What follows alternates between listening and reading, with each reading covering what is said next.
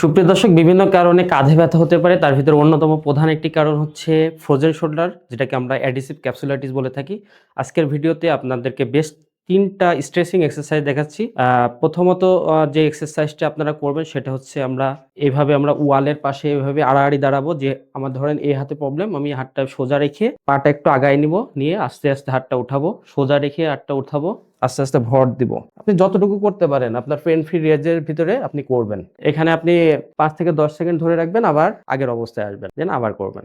এভাবে আপনি ৫ থেকে ৭ বার এক্সারসাইজটি করবেন। দ্বিতীয় যে এক্সারসাইজটি হচ্ছে সেটা হচ্ছে যে ধরেন আমার এই হাতে প্রবলেম, এই হাতটা আপনি এভাবে উঠাবেন। উঠায়ে যতটুকু উঠবে আপনি হাতটাকে স্ট্রেচ করবেন।